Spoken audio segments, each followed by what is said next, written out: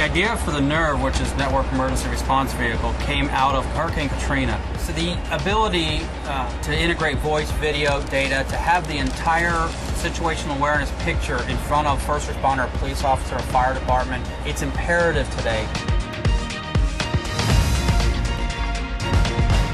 The greatest thing about this vehicle is the integration of the various technologies across the board and having that at your fingertips instantly.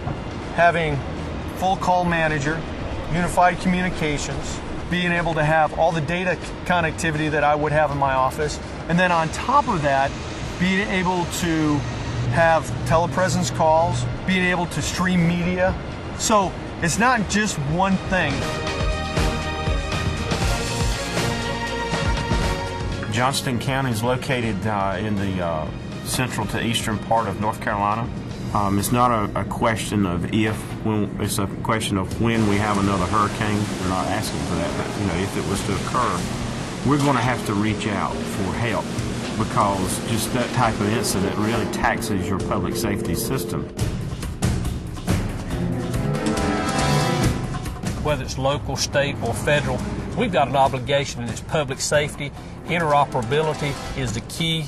We work as a team.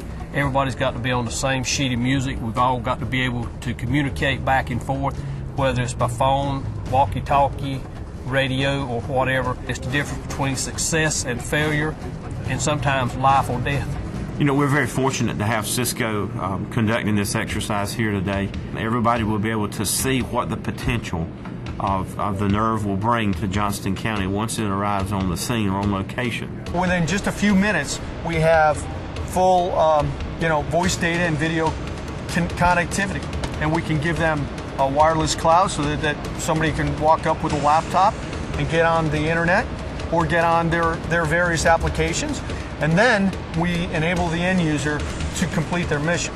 So everything we do is available off the shelf. We just decided to put it into a package, a mobile package, and use it in a challenging environment. We've actually reached out to employees at Cisco and create what we call DIRT teams. We have a wireless engineer, we have a voice engineer, we have a routing and switching engineer, we have an RF engineer, and all these folks are experts in their field.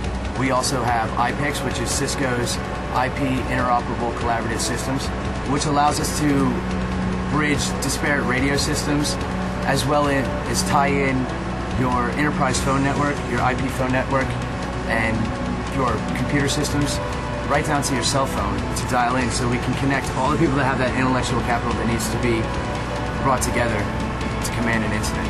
What we're going to bring to the table is the ability to connect all of your legacy systems to each other and be able to accomplish the mission that you need to do with all the information available at your fingertips. When you go into a large-scale incident, you're relying on agencies to respond throughout the nation.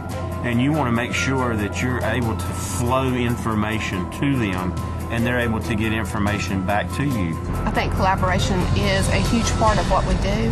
And after Homeland Security came about with the grant funding, that's when we started meeting together with outside agencies and our internal and external agencies to determine what kind of equipment do we need to purchase and how can we best utilize this funding so that it helps all agencies involved. Cisco to step forward, provide this truck, the equipment, the men to run it. They come down to partner with law enforcement, fire rescue, but really it's partnering with our citizens of our county to say, hey, we care about you. We make some really cool stuff. It really excites me to be able to provide these folks with the ability to communicate with anybody, anywhere, over any medium. Readiness and technology, there's a close relationship there.